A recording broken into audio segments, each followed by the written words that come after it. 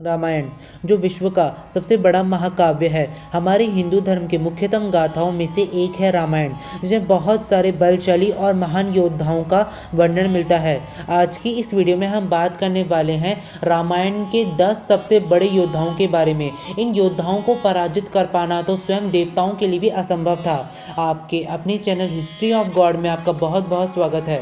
अगर आपने अभी तक हमारे चैनल को सब्सक्राइब नहीं किया तो हमारे चैनल को सब्सक्राइब कर दीजिए, इस वीडियो को एक लाइक कर दीजिए, बेल आइकन आएगा उसे ऑल पे सेट कर दीजिएगा ताकि हमारी लेटेस्ट वीडियो सबसे पहले आपके पास पहुंचे। नंबर 10, सुग्रीव। सुग्रीव सूर्यदेव के पुत्र थे।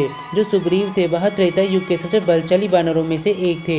वह बड़े बड़े वृक्षों और चट्टानों को फेंकने में सक्षम थे। वह गदा युद्ध में भी बहुत ही ज़्यादा निपुण थे। लंका युद्ध का प्रारंभ होने से पहले जो सुग्रीव थे उन्होंने रावण के साथ एक मल्ल युद्ध भी किया था जिसमें वह पराजित हो गए थे। लंका युद्ध में उन्होंने बहुत सारे असुरों का वध किया था। यहाँ तक उन्होंने कुंभकर्ण के पुत्र कुंभ का वध किया था और कुंभकर्ण के साथ एक प्रलयंकारी युद्ध भी लड़ा था जिसमें वह मूर्छित हो गए थे।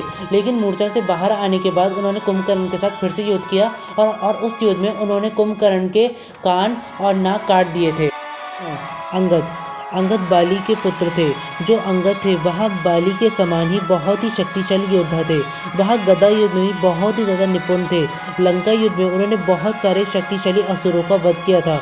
यहाँ तक उन्होंने रावण की सेना के एक बहुत ही शक्तिशाली असुर महापर्षद का वध किया था। उन्होंने रावण पुत्र नरंतक की छाती पर प्रहार करके उसका भी वध किया था। जो अंगद थे वह पहले ऐसे योद्धा थे जो युद्ध के पहले ही दिन इंद्रजीत पे हावी हो गए थे और उन्हें पराजित भी कर दिया था। उन्हीं की वजह से इंद्रजीत को युद्ध छोड़ के भागना पड़ा था। नंबर 8, अतिके। रावण पुत्र अतिके ने भगवान ब्रह्मा को प्रसन्न कर उनसे यह वरदान प्राप्त किया था कि उन्हें कोई भी देव, दानव, दैत्य या फिर असुर नहीं मार पाएगा। इस वरदान के होने की वजह से जो अतिके थे वो बहुत ही ज़्यादा शक्तिशाली हो गए थे। जो अतिके थे उन्होंने अपने बाणों से देवराज इंद्र के वज्र और वरुण देव के पाश को भी निष्क्रिय कर दिया था। उन्होंने लंका की रक्षा हेतु ना जाने ही कितने ही देवताओं को और गंधर्वों को पराजित किया था। जो अतिके थे उनके पास ब्रह्म कवच भी था जिसे भेद पाना बहुत ही ज़्यादा कठिन था। आखिर में वायुदेव के कहने पे जो लक्ष्मण जी थे उन्होंने ब्रह्मास्त्र के प्रयोग से अतिके का ब्रह्म कवच तोड़ दिया। उसके बाद उसका वध भी कर दिया था। नंबर 7, बाली देवराज इंद्र के पुत्र थे और सुग्रीव के बड़े भाई थे। जो बाली थे वह त्रेता युग के सबसे शक्तिशाली वानरों में से एक थे। जो बाली थे वह बहुत बड़े योद्धा थे। उन्होंने अपने युद्ध पराक्रम से दुमदुबी और मायावी जैसे शक्तिशाली असुरों का वध किया था। यहाँ तक उन्होंने लंका अधिपति रावण को भी युद्ध में पराजित किया था। अपने भाई सुग्रीव को भी उन्होंने मल्ल युद्ध में पराजित कर दिया था। जो बाली थे उनके पास देवराज इंद्र का दिया गया एक कंठहार था जो घातक से घातक परिस्थिति में भी उनकी सांसों को समेटे रखता था। अंत में उनका वध श्री राम के हाथों हुआ था। नंबर 6, कुंभकर्ण त्रेता युग के सबसे बलशाली योद्धाओं में से एक थे। जो कुंभकर्ण थे वह रावण की सेना के सबसे बलशाली योद्धा थे। जो कुंभकर्ण थे उन्होंने अपने भाई रावण की सहायता की थी इंद्र पर विजय प्राप्त करने के लिए। देवराज इंद्र का वज्र भी उन पर कोई असर नहीं कर पाया था। जो कुंभकर्ण थे उनके ऊपर स्वयं भगवान शिव का रौद्रास्त्र भी विफल हो गया था। उन्होंने लंका युद्ध में सुग्रीव और अंगद को पराजित किया था। यहाँ तक उन्होंने हनुमान जी को भी घायल कर दिया था। जो कुंभकर्ण थे वह बिना किसी वरदान के बहुत ही ज़्यादा शक्तिशाली थे। अंत में श्री राम ने उनका अंत करने के लिए इंद्रास्त्र का प्रयोग किया था। नंबर 5, मेघनाद रावण के पुत्र थे। जो मेघनाद थे वह त्रेता युग के सर्वश्रेष्ठ धनुर्धारियों में से एक थे। जो मेघनाद थे उन्होंने देवताओं के राजा इंद्र को पराजित किया था जिसके बाद उन्हें इंद्रजीत की उपाधि मिली थी।